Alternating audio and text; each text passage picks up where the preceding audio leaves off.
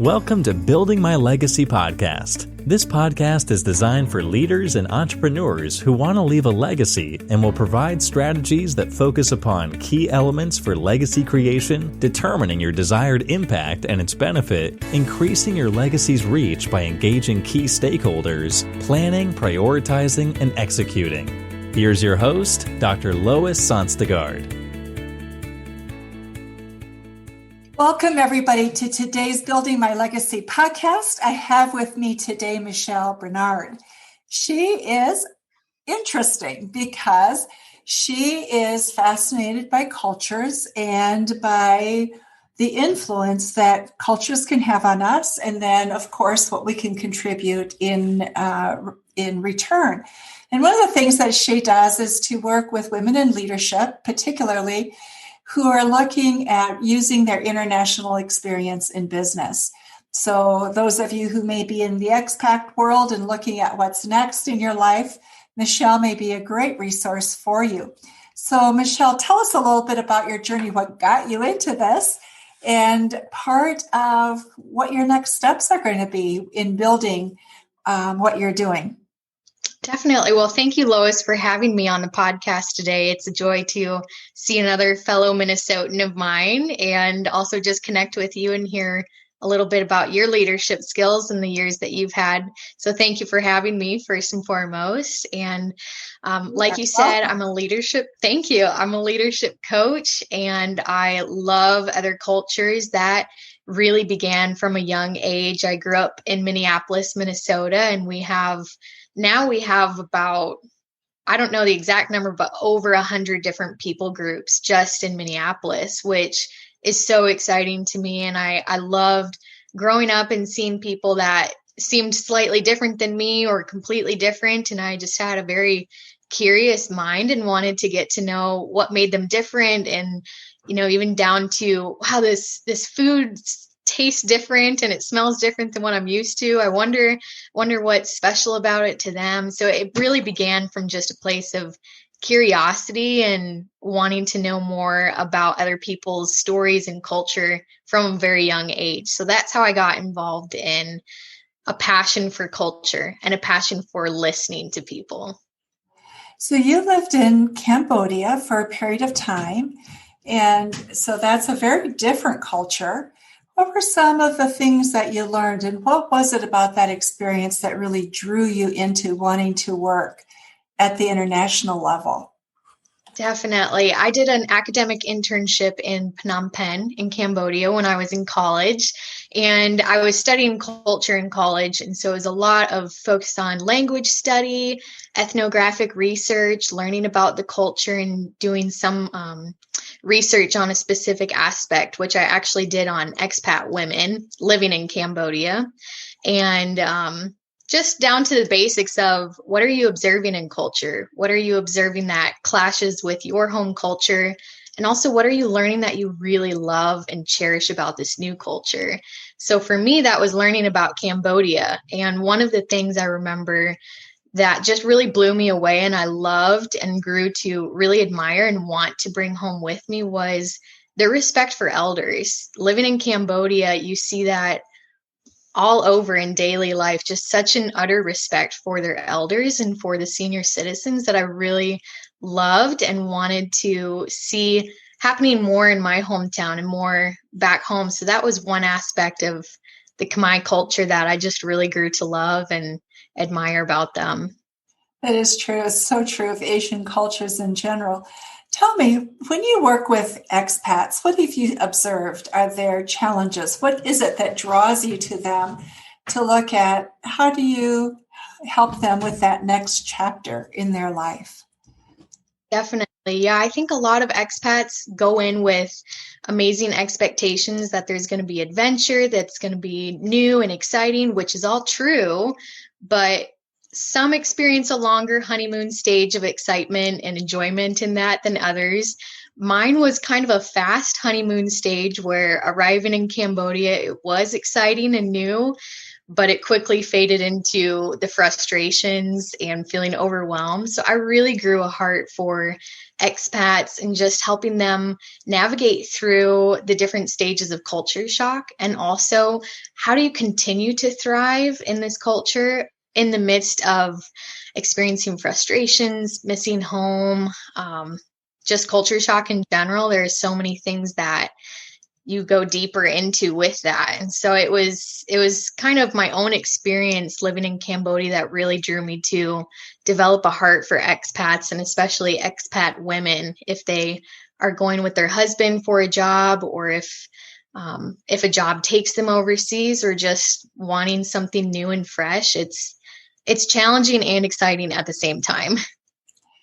So there are challenges, and what is it that so let's be specific. What were some of those challenges? I understand it's the differentness of culture, and but there's something about that relative to how we grow up, how other cultures do things. So what is it that really challenges us to adapt? And, what's interesting is we tend to think of it as, especially in Asian cultures, African cultures, but I see the same with people who go to Europe, because the process is different. How they do business is different. How they bank is different sometimes.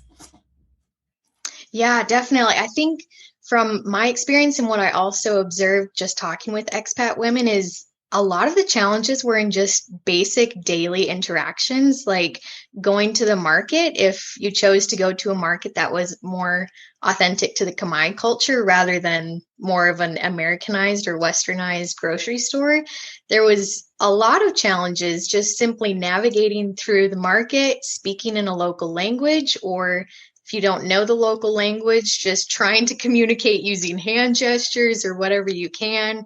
So I think I saw and observed a lot of just very challenging moments in the basics. Traffic. How do you bring your kids to school? Which school do you choose? Language. Are you going to choose to go to language school and learn the local dialect? Or are you going to try and get by with English or whatever other language you speak?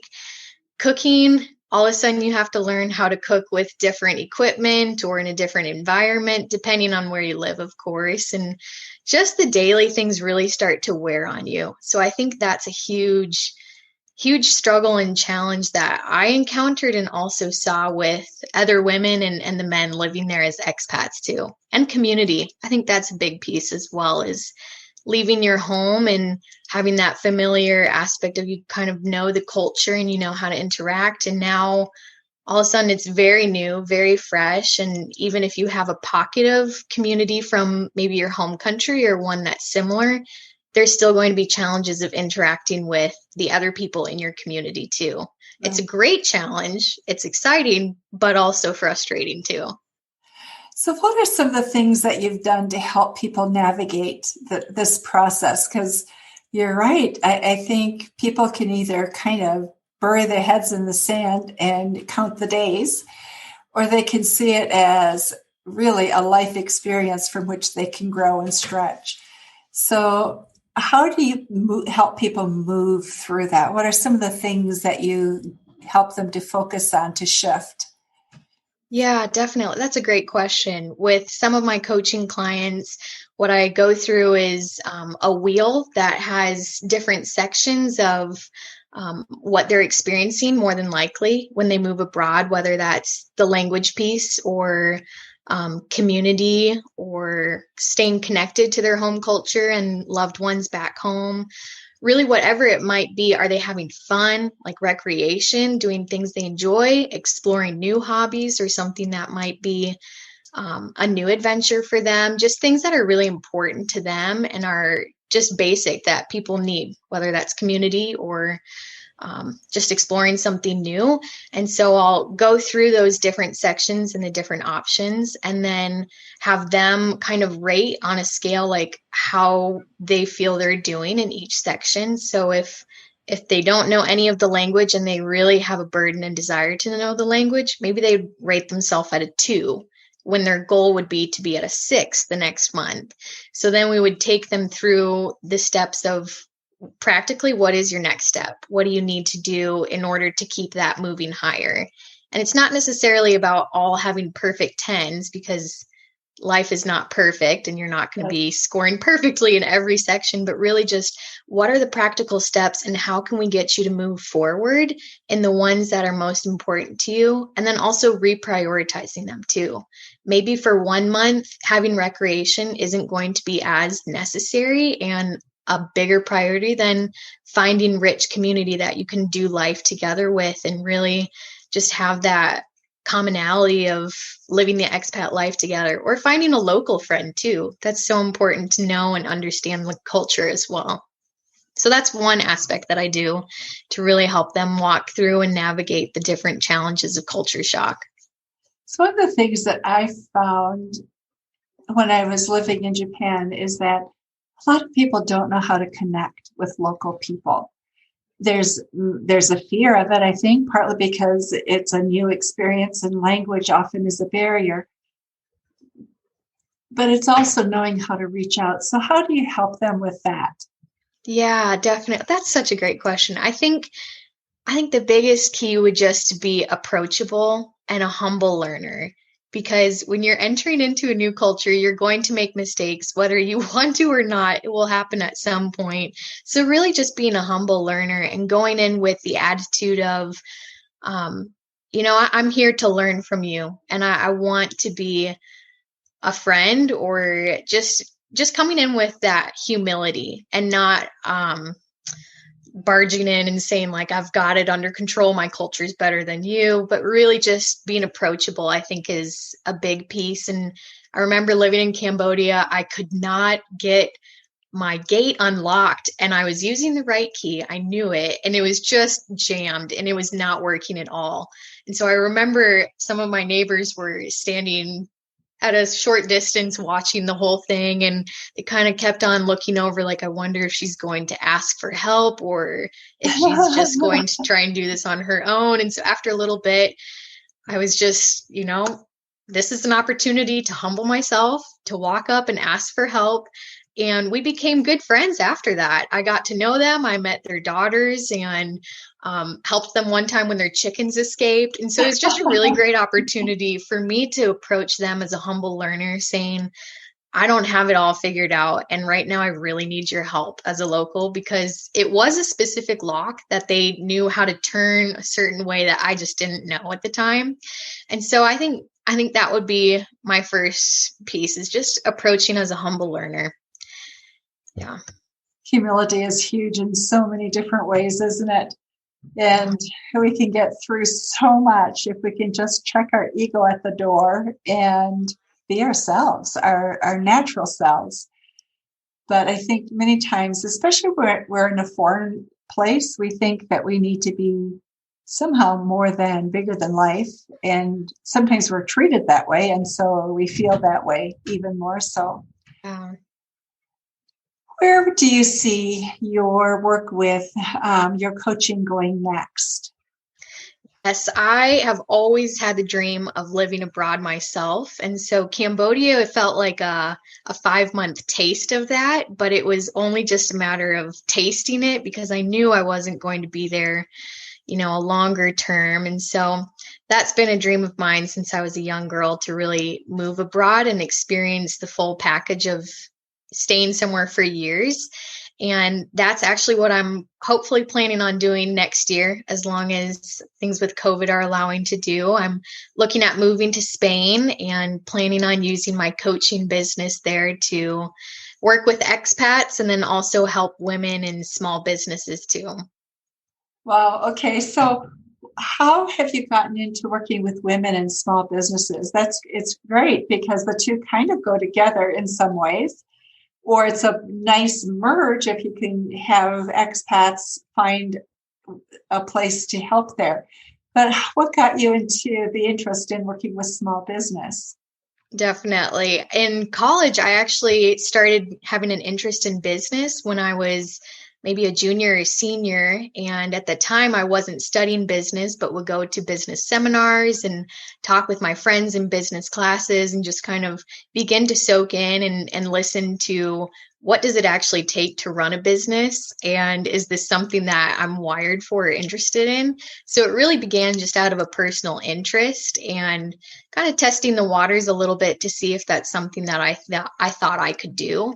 And starting my coaching business about 2 years ago now was my first step into creating a small business. And I have loved it, absolutely loved it. But there's no way that it could have been possible for me to get where I'm at now without a business coach and someone helping me along the way and being a mentor for me and looking at my passions for moving abroad, cultures, empowering women and service-minded women. It kind of all fits together when I look at the big picture that these all collide. And I would love to be a coach for women in small businesses, whether that's women in a foreign country and their locals trying to start their own business, or whether it's an expat woman, because oftentimes expats are very adventurous or, entrepreneurial. They'll have that mindset, oftentimes, not always. And so I think that it would be highly likely to run into expat women looking for some guidance or for coaching to help them get started or even rebrand or refocus on small businesses in a way that really honors the local culture. That's something that I'm very passionate about too, is coming in with a humble attitude in a way that will help their community and assist them in a way that honors their culture too. That is something that is so frequently missed, isn't it? We see so many times people going in and reaping whatever benefits they can, and they leave, and sometimes with some distaste behind them. So it's marvelous that you're looking at doing that. And so some of the thoughts that you have in working collaboratively then with women, perhaps local expats, what are some of those challenges that you think you will be dealing with and that you're planning to work on?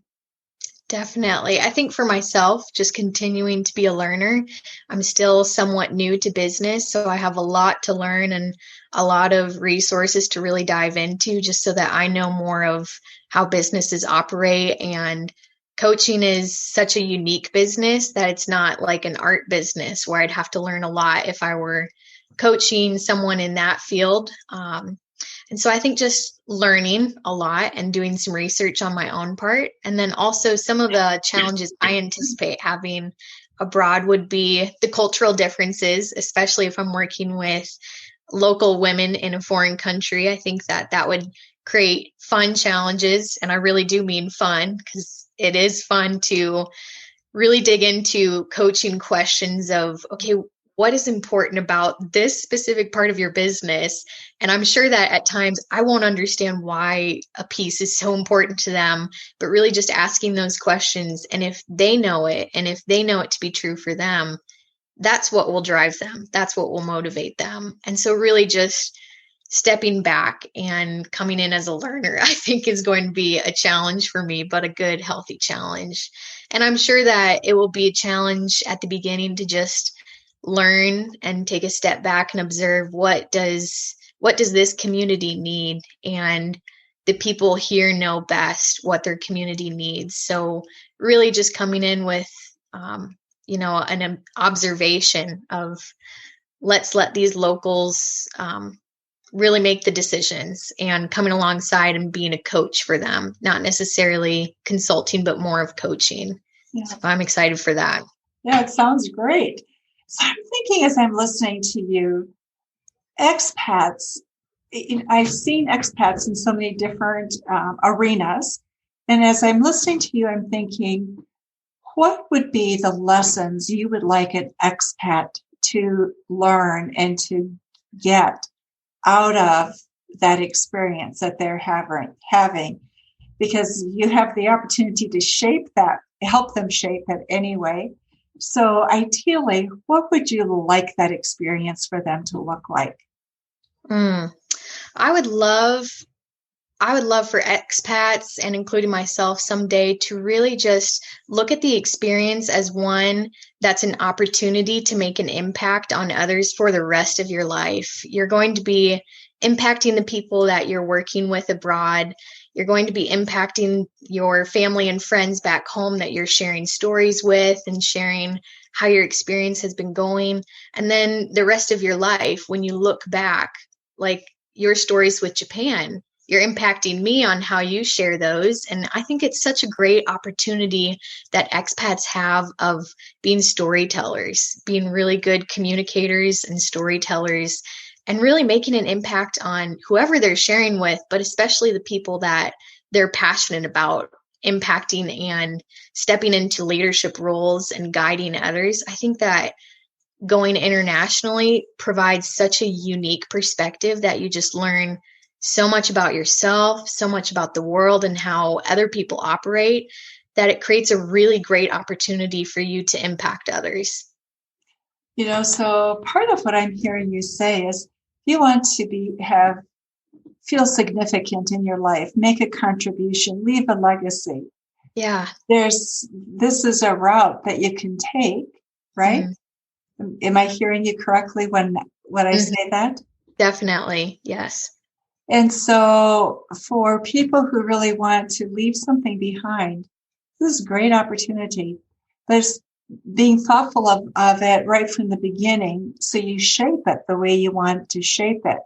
Yeah. Because the alternative, which is also what I have seen, is people will step back and they will have thought it was a disastrous experience because they didn't shape it ahead of time. And the experience shaped them. And it was like a wave on a wave and just bobbing along and not ever feeling like they had it within their grip. Mm-hmm. Right. So yeah. Unfortunately, I've seen that happen quite often too. Yeah. That's the gift you'll be bringing to a lot of people. So I think for people who are listening from the business perspective, also who are living abroad, thinking of being abroad, have employees that go abroad, having resources like this could be incredibly valuable and useful, because you want your people to come back, don't you, that are going to be inspired, that have learnings that they can bring back, that just simply enrich your organization and environment as well. Mm-hmm. Absolutely. Michelle, our time is almost up. What have we not talked about that you would love the audience to know about before we end our conversation? Well, it kind of ties in actually with what we're talking about right now is when you get back home or when you have an experience, there's this window of opportunity where you can really process it well and then share it well so that you have it for the future to share with, anyone that were to ask, how was your trip? Even if they're referring to an expat living abroad for 3 years. Oh, how was your trip? Well, how do you begin to share about 3 years in 30 seconds? Right. So I actually created a roadmap that's called the Leader's Roadmap to Lasting Impact, how to clearly communicate your international experiences in 5 easy steps. Because for me, returning back from multiple service trips in Asia and then living in Cambodia and serving in Europe as well for a bit, that question was so special. And I loved that people were curious enough to ask, but it was so overwhelming. How do you begin to share with 30 seconds? Like, oh, it was great. Okay. That wasn't very impactful to share.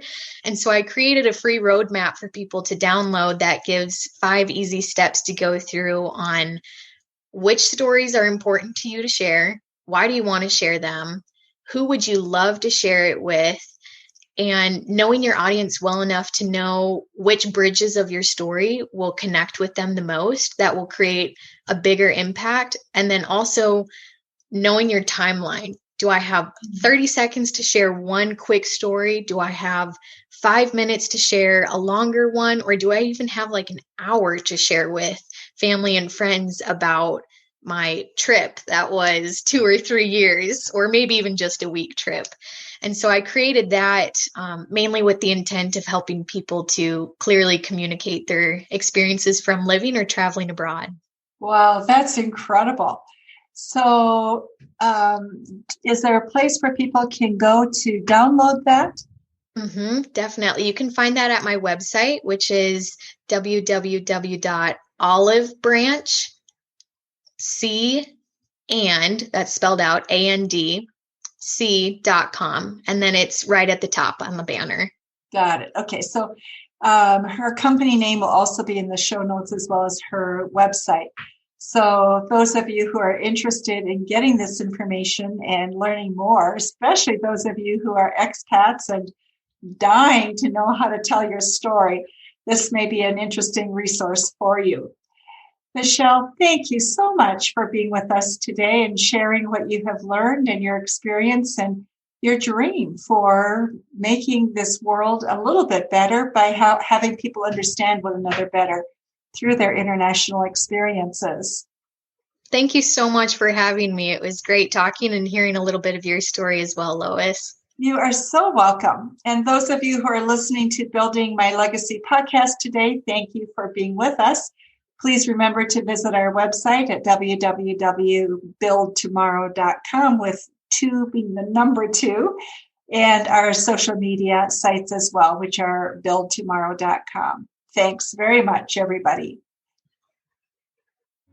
You've been listening to Building My Legacy podcast with Dr. Lois Sonstegard. To book your appointment with Dr. Sonstegard, visit www.buildtomorrow.com.